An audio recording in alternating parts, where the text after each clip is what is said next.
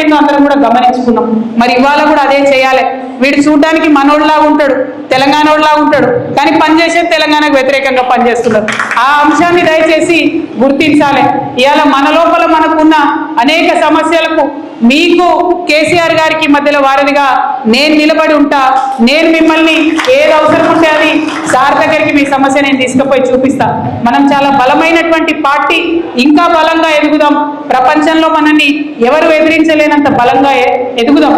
కానీ at the same time ప్రజల్ని రక్షించుకోవాల్సినటువంటి అవసరం మనకున్నది.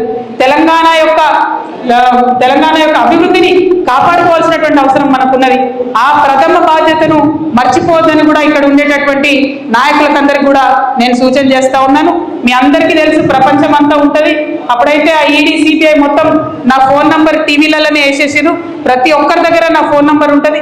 ఫోన్ నంబర్ లేని వాళ్ళు ఇన్స్టాగ్రామ్, ఫేస్బుక్, ట్విట్టర్ ఎట్లా అన్నా నన్ను రీచ్ కావచ్చు. మీకు ఏ సమస్య ఉన్నా తీర్చేటటువంటి బాధ్యత నేను తీసుకుంటా. కేసీఆర్ గారి దగ్గరికి మీ సమస్యను నేను వివరించి తీసుకొని వెళ్తా. మీరు నాకు ఒక వాగ్దానం చేయాలి. భద్రాచలంలో ఉప ఎన్నిక వస్తే ఎట్టి పరిస్థితులలో మళ్ళా గిరే గులాబీ జెండా ఎగిరేయాలని చెప్పి మాట మీ అందరి దగ్గర నేను తీసుకుంటా ఉన్నాను. మరి ఇక్కడికి భద్రాచలంతో నా అనుబంధం ఇప్పటిది కాదు, అనేక సంవత్సరాలది. ఆనాడు భద్రాచలంకి బతుకమ్మ చేయడానికి వచ్చినప్పుడే నరసింహమూర్తి గారి ఇంటికి కూడా నేను వెళ్ళడం జరిగింది. ఇక్కడ బతుకమ్మ రాముల వారి సన్నిధిలో చేసినప్పుడు నాకు బాగా గుర్తుంది. జయశంకర్ గారు, కేసీఆర్ గారు ఇద్దరు పక్కపక్కన కూర్చొని నాకు ఫోన్ చేశారు. నీకు భద్రాచలంలో ఇంతమంది లేడీస్ ఎట్లా వచ్చినారు అసలు అని అడిగినారు. అంటే నేను చెప్పాను, లేదు ఇక్కడ చాలా చైతన్యం ఉన్నది, చాలా అద్భుతంగా పనిచేసేటటువంటి వ్యక్తులు, నాయకులు ఉన్నారు, అందుకే ఇంత మంచిగా ఇక్కడ పండగ జరుపుకుంటా ఉన్నారని చెప్పినాము. ఆ చైతన్యం ఇప్పుడు ద్విగుణీకృతమైంది.